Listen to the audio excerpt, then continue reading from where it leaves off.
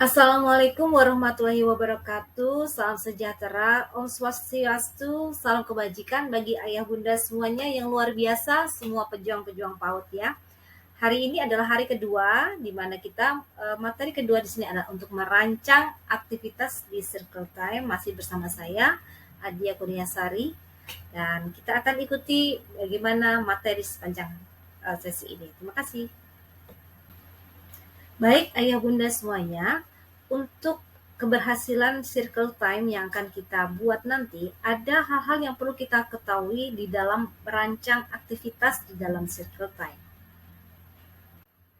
Baik ayah bunda, yang pertama sekali yang perlu kita harus tetapkan di sini dalam menentukan atau merancang aktivitas di circle time adalah menentukan tujuan pembelajaran yang jelas ya.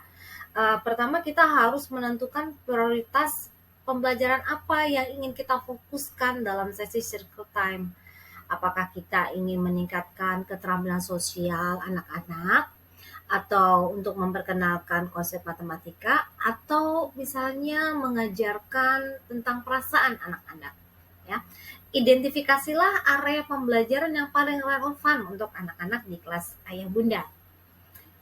Kemudian ayah bunda untuk menentukan tujuan pembelajaran jelas itu harus spesifik dan harus terukur. Hindarilah tujuan yang terlalu umum, misalnya mengembangkan keterampilan sosial. Nah, itu umum. Sebaliknya lebih baik menetapkan tujuan yang spesifik, misalkan mengajarkan anak-anak untuk berbagi mainan dengan teman sebaya. Perlu juga kita untuk menyesuaikan dengan tingkat perkembangan dari usia anak-anak ya. Misalkan kita mengajak anak usia 3-4 tahun, tujuan tersebut harus sesuai dengan kemampuan pemahaman mereka. Nah, perlu juga kita menetapkan tema atau konsep.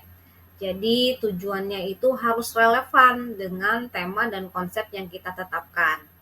Ini akan membantu anak-anak untuk mereka membuat suatu hubungan antara apa yang mereka pelajari dalam circle time dengan konsep yang lebih luas. Jadi kita harus pastikan tujuan aktivitas itu mendukung tema atau konsep yang kita usung ya ayah bunda. Lalu pertimbangkan juga jumlah tujuan yang realistis ya dalam satu circle time. Jika kita terlalu banyak menetapkan tujuan, maka itu akan membuat anak-anak bingung atau terlalu terburu-buru. Sebaiknya kita prioritaskan yang tujuan itu hanya sedikit saja, ya, kualitas di atas kuantitas. Lalu kita juga perlu perhatikan tentang fokus pada pengalaman ya. Kita harus ingat bahwa tujuan ini harus mencerminkan pengalaman belajar dari anak-anak. Jadi bukan hanya tentang apa yang guru ingin ajarkan, tetapi bagaimana kita ingin sebagai guru anak-anak bisa merasakan dan mengalami. Nah, saya akan berikan beberapa contoh dalam circle time ya, tujuan daripada circle time. Misalkan untuk tujuan sosial misalkan, yaitu mengajarkan anak-anak untuk berbicara secara sopan dan berbagi mainan dengan teman sebaya selama sesi circle time. Atau saya juga berikan tentang tujuan matematika misalkan, mengenalkan konsep jumlah dan penghitungan dengan menggunakan kartu selama circle time. Atau juga mengembangkan kreativitas misalkan dan imajinasi anak-anak melalui permainan peran sebagai karakter dalam cerita yang dibacakan ya. Lebih seperti itu tujuan yang harus kita tetapkan dalam merancang circle time itu harus jelas. Ya, ayah bunda dalam menetapkan aktivitas di dalam circle time, kita juga harus memperhatikan relevansinya ya dengan perkembangan anak. Kita harus memastikan bahwa aktivitas di dalam circle time itu sesuai dengan tingkat perkembangan anak di kelas PAUD kita ya. Misalkan contohnya apabila pengembangannya kita dalam keterampilan sosial, maka itu kan anak usia dini itu kan sedang belajar bagaimana cara berinteraksi ya dengan teman sebaya dan memahami norma sosial. Nah, kita bisa menetapkan tujuan atau aktivitas ya, aktivitas dalam circle time itu yang seperti berbicara dengan sopan, berbagi dengan temannya ya. Tujuan ini akan membantu mereka untuk membangun keterampilan sosialnya yang penting ya. Atau juga misalkan kita dalam relevansinya dalam perkembangan anak dalam konsep pembelajaran awal. Nah, misalkan kita mau mengenalkan anak-anak konsep pelajaran awal seperti angka, huruf, atau perasaan mereka, itu harus sesuai atau relevan dengan perkembangan kognitif anak. Ya, di usia ini, otak anak-anak itu sangat mampu untuk menyerap informasi dan memahami konsep-konsep dasar ini. Lalu misalkan pengembangan sesuai dengan perkembangan anak tentang pengembangan keterampilan bahasa, yaitu kita juga mesti perhatikan agar anak-anak memiliki tingkat keterampilan bahasa sehingga mereka mampu berkomunikasi dengan lebih baik ya, dengan orang lain, dengan orang yang lebih dewasa, atau juga misalkan kita ingin eh, relevansinya dengan perkembangan dalam menstimulasi imajinasi dan kreativitasnya. Nah, itu kan anak-anak di usia itu mereka memiliki imajinasi yang kuat dan penting sekali merancang aktivitas yang merangsang imajinasi mereka untuk membantu kreativitas mereka. Demikian untuk yang tahap yang seperti ini yang kita harus perhatikan ya, ayah bunda, dengan menetapkan aktivitas yang relevan dengan perkembangan anak, kita bisa memastikan bahwa circle time itu tidak hanya efektif dalam mengajarkan konsep tertentu, tetapi juga membantu anak-anak berkembang secara holistik. Nah, ini akan menciptakan pengalaman pembelajaran yang menyenangkan, bermakna, serta positif yang memungkinkan anak-anak itu bisa tumbuh dan berkembang dengan baik di usia dini. Penting juga untuk kita ketahui buat kita ya bunda dalam merancang aktivitas di dalam circle time itu harus interaktif dan partisipatif ayah bunda ya. Itu yang akan melibatkan semua anak dan kita harus memastikan setiap anak itu memiliki kesempatan dan semuanya bisa berpartisipasi dan berkontribusi. Nah, sebaiknya kita bisa memilih ya permainan seperti bernyanyi ya, permainan yang berkelompok atau yang membicarakan tentang perasaan mereka atau yang lebih banyak interaksi ya. Sebaiknya kita menghindari anak-anak yang terlalu dominan ya dalam berbicara atau bergerak. Kita harus mengupayakan agar semua anak bisa diperhatikan atau didengarkan.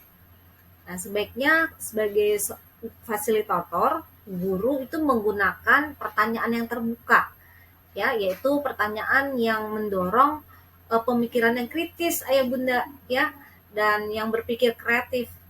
Kita hindari pertanyaan yang hanya jawabannya ya atau tidak, tetapi pertanyaan yang terbuka sehingga anak-anak lebih berbicara lebih banyak. Nah, kita sebagai guru ya harus bisa memotivasi anak untuk ikut serta di dalam, terutama ketika guru membuka ruang untuk diskusi ya, atau anak bisa mengungkapkan ekspresi individual mereka.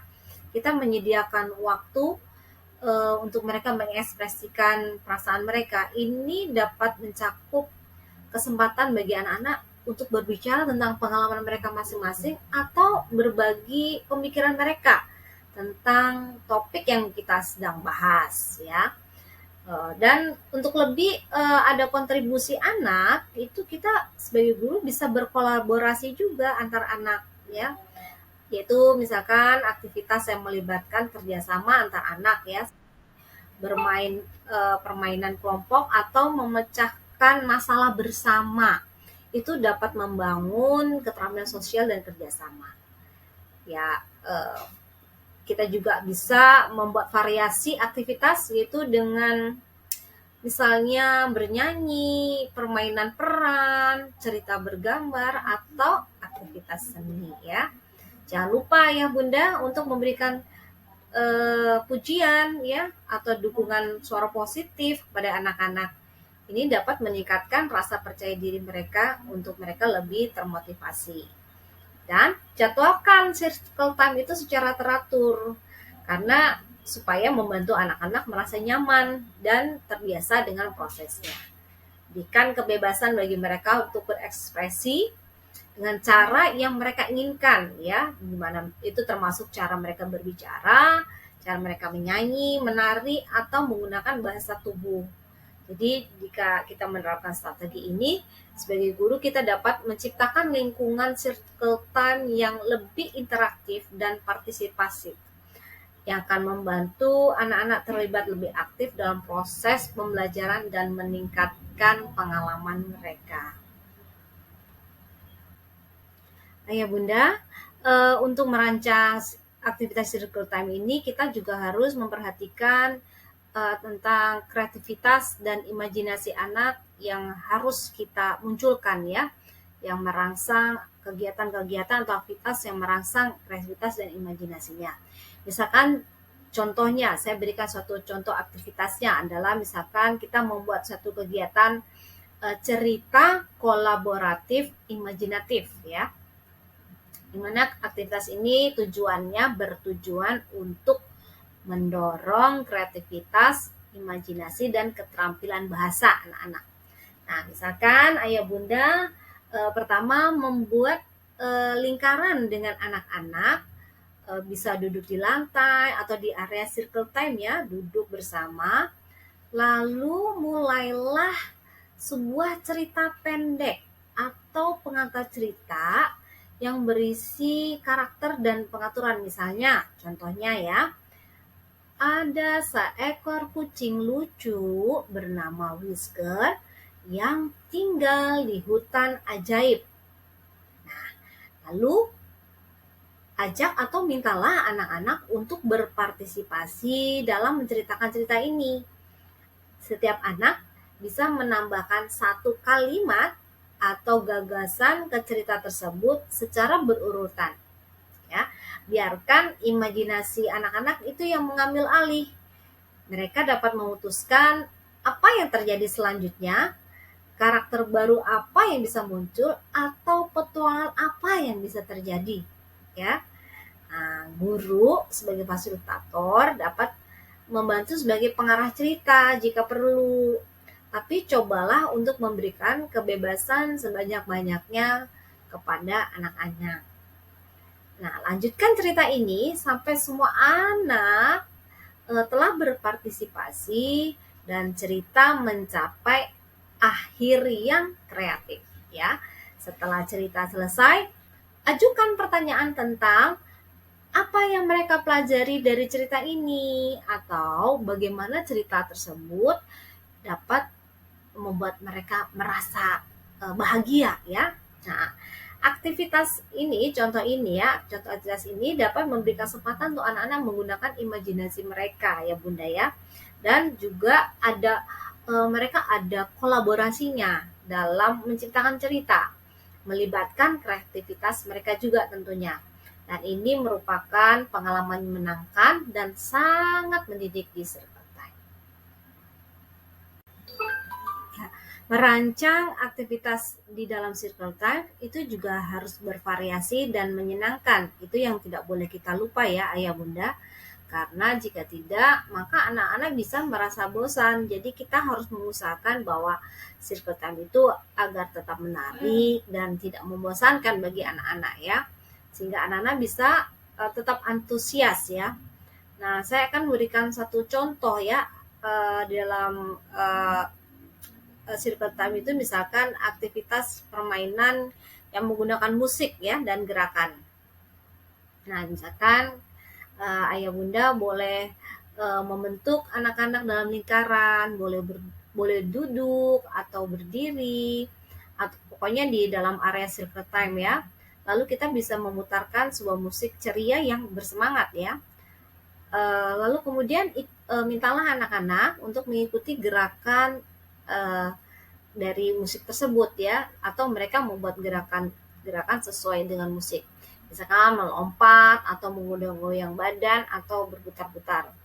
Nah, selama musik bermain, kita bisa mengganti gerakan mereka secara berkala. Atau bisa juga guru memberikan instruksi, misalkan kalau guru katakan hop hop hop, anak-anak harus melompat 3 kali ya, seperti itu. Nah, setelah beberapa saat hentikan musik dan anak-anak harus membeku atau freezing ya, eh, dalam posisi mereka tersebut sampai akhirnya musik berlanjut kembali. Nah, proses ini dapat diulangi terus-menerus dengan gerakan yang berbeda-beda ya tiap kali. Nah, bisa juga musiknya dibuat secara perlahan ya, diturunkan temponya dan membuat anak-anak kembali duduk dalam lingkaran. Nah, ini aktivitas ini akan membuat anak-anak bersemangat dan mereka terlibat secara fisik ya, sambil menjaga suasana ceria di circuit time. Dengan begitu akan menyenangkan dan mencegah anak-anak merasa bosan. Aktivitas di dalam circle time juga harus memiliki relevansi dengan tema atau konsep pembelajaran ya. Pastikan aktivitas tersebut atau aktivitas di dalam circle time itu memiliki relevansi dengan temanya. Nah, ini akan membantu anak-anak mengerti hubungan antara apa yang mereka ajari dengan dunia sekitar mereka. Nah, saya akan memberikan contoh tentang aktivitas yang memiliki relevansi dengan tema atau konsep pembelajaran ya. Misalkan tema itu yang sesuai tema adalah temanya adalah hewan ya. Aktivitasnya adalah pertunjukan boneka hewan. Nah, aktivitas ini misalnya tujuannya adalah memperkenalkan anak-anak pada beragam hewan dan mengembangkan imajinasi mereka. Nah, langkahnya bagaimana ya Bunda? Pertama ya seperti biasa dalam circle time kita membentuk lingkaran ya bersama anak-anak. Kemudian ceritakan kepada anak-anak bahwa hari ini mereka akan menampilkan pertunjukan boneka hewan. Nah, bagikan berbagai boneka hewan kepada anak-anak. Jika tidak ada boneka, mereka juga bisa menggunakan tangan mereka untuk membuat boneka hewan. Ya, pilih salah satu anak untuk memulai pertunjukan. Ya, kemudian anak itu bisa memperkenalkan boneka hewannya dan memberikan sedikit cerita tentang hewan tersebut. Anak berikutnya di dalam lingkaran melakukan hal yang sama dengan boneka hewan mereka. Lanjutkan hingga semua anak telah memperkenalkan boneka hewannya dan mengungkapkan sedikit informasi tentang masing-masing hewannya.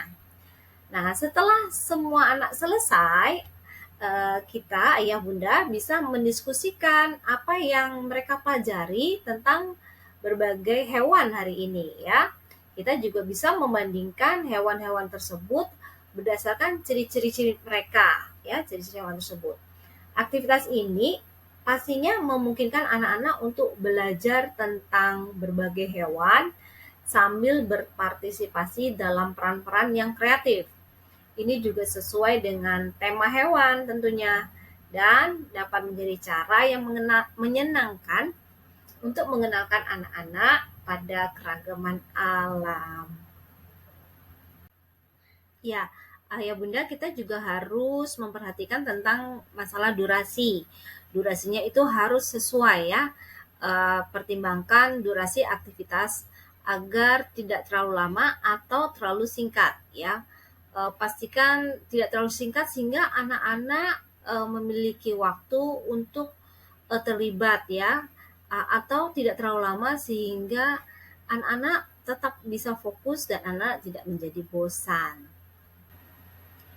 Yang tidak boleh lepas dari perhatian kita adalah instruksi yang jelas di dalam merancang aktivitas di dalam circle time ya. Kita harus memastikan instruksi kepada anak itu harus yang jelas. Pastikan mereka dapat memahami apa yang diharapkan dalam aktivitas tersebut ya, karena itu adalah sangat penting ya.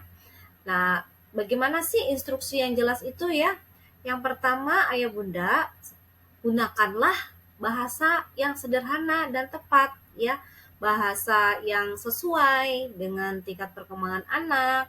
Hindari eh, bahasa yang rumit atau yang berlebihan. Pastikan bahwa instruksi kita itu mudah dipahami. Lalu yang kedua, kemukakan tujuan daripada instruksi. Misalnya, kita akan guru atau guru-guru akan mengajak anak-anak untuk menyanyikan suatu lagu ya. Bisa ayah bunda memberikan instruksinya, kami semua atau kita semua akan menyanyikan lagu A, B, C untuk belajar lagu tentang huruf atau pengenalan huruf ya. Lalu yang ketiga, gunakan kata kunci atau sinyal visual ya. Nah, ini yang membantu anak lebih mudah memahami instruksi.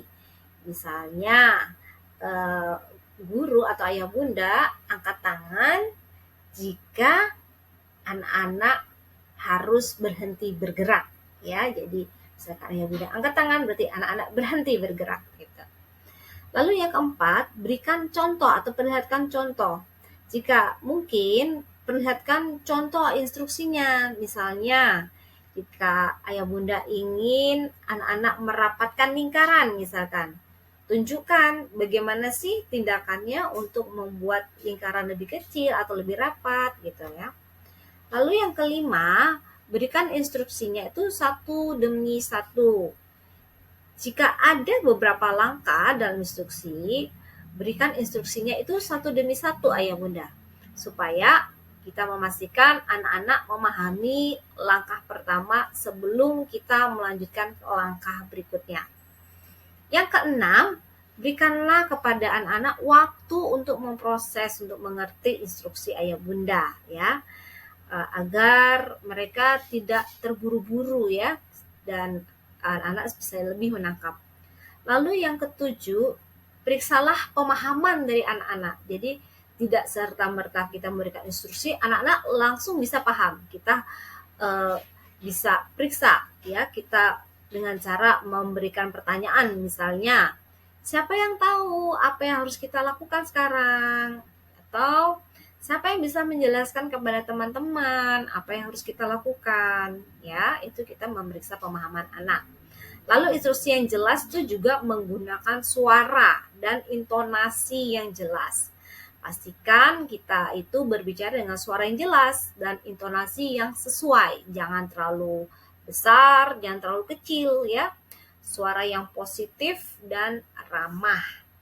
Lalu kemudian lanjutnya berikanlah umpan balik, maksud saya berikan umpan balik positif ketika anak-anak mengikuti instruksi dengan benar ya. Ini akan memotivasi mereka untuk lebih berpartisipasi. Lalu yang terakhir itu kita juga bisa membuat satu repetisi ya, jika perlu kita mengulangi instruksi secara singkat sebelum memulai aktivitas. Repetisi ini membantu anak-anak untuk tetap fokus pada instruksi ya. Jadi dengan instruksi yang jelas, kita membantu anak-anak untuk lebih memahami apa yang diharapkan dari mereka selama circle time. Ya, jangan lupa juga kita untuk memperhatikan tentang peralatan dan properti yang kita perlukan ya ayah bunda ya. Terkadang kita membutuhkan alat-alat untuk kita mendukung di dalam aktivitas kita dalam circle time. Pastikan semua itu atau properti atau peralatan itu ada, semua yang diperlukan ya. Dan kita persiapkan semua materi pendukung ya, bisa seperti gambar, mainan, atau alat musik jika diperlukan. Selanjutnya adalah evaluasi dan pemantauan ya.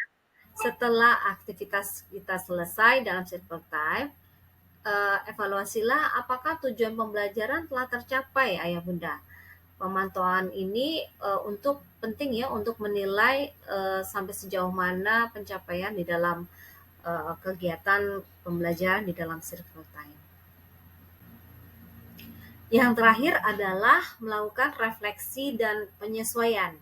Nah, setelah melaksanakan aktivitas di dalam circle time, kita harus melakukan refleksi ayah bunda tentang apa yang berjalan itu apakah sudah baik dan apakah ada yang perlu diperbaiki. Ini tentunya akan membantu kita untuk merancang aktivitas yang lebih baik di masa depan, ya.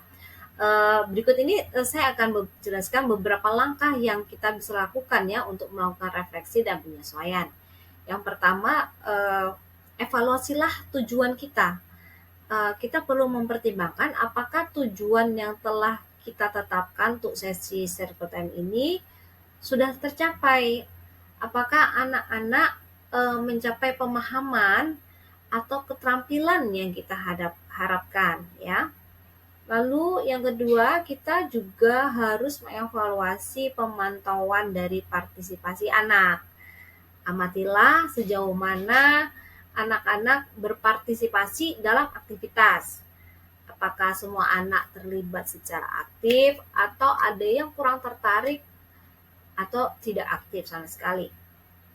Ya, kemudian periksalah juga reaksi emosional anak. Amati selama circle time apakah mereka tampak antusias, senang, tertarik, atau adakah tanda kebingungan atau justru kebosanan ya. Lalu tentang penggunaan waktu ya. Pertimbangkanlah berapa lama kita menghabiskan untuk setiap aktivitas di circle time. Apakah waktu tersebut itu sudah cukup atau terlalu lama? Apakah anak-anak tetap fokus sepanjang waktu dalam circle time? Lalu kemudian umpan balik dari anak-anak ya. Ajukanlah pertanyaan kepada anak-anak tentang apa yang mereka suka atau yang tidak suka selama circle time. Apakah ada aktivitas tertentu yang mereka nikmati atau justru tidak nikmati. Lalu selanjutnya kita lihat reaksi terhadap perubahan. Jika kita sebagai fasilitator telah melakukan perubahan dalam sesi circle time sebelumnya, pertimbangkanlah bagaimana anak-anak merespon perubahan tersebut. Apakah perubahan tersebut berhasil atau perlu penyesuaian lebih lanjut. Yang ketujuh adalah catatan dan dokumentasi. Ya, dokumentasi itu penting ya. Pertimbangkan untuk selalu mencatat ya atau mendokumentasikan selama circle time. Termasuk hal-hal yang berhasil dan tantangan yang muncul. Ini membantu guru untuk melacak kemajuan dan perubahan dari waktu ke waktu. Lalu juga berbicaralah dengan sesama rekan guru. Ya, mungkin sesama guru memiliki wawasan atau ide tambahan yang dapat membantu perbaikan. Lalu kemudian adalah penyesuaian materi, ya. Berdasarkan refleksi, pertimbangan untuk menyesuaikan materi atau aktivitas di circle time itu bisa saja terjadi. Mungkin kita perlu memilih aktivitas yang lebih menarik atau memperpendek durasi aktivitas, itu boleh saja. Lalu yang terakhir adalah kontinuitas. Ini penting sekali. Ingatlah bahwa tidak semua perubahan harus dilakukan secara mendadak. Terkadang konsistensi dan repetisi dalam sesi circle time juga memiliki nilai penting ya. Setelah kita melakukan refleksi dan penyesuaian ini, mari kita melanjutkan dengan menerapkan perubahan yang tadi sudah kita identifikasi ya. Perhatikanlah bagaimana perubahan tersebut mempengaruhi pengalaman belajar anak. Lalu kita lanjutkan lagi melakukan refleksi dan penyesuaian berdasarkan tanggapan dan perkembangan mereka. Ini adalah suatu proses yang berkelanjutan ya untuk membuat circle time menjadi lebih efektif dan bermanfaat bagi anak-anak. Nah, ayah bunda, demikianlah sesi kedua ini tentang merancang aktivitas di dalam circle time. semua sudah saya paparkan, semoga bermanfaat ya. Sampai jumpa.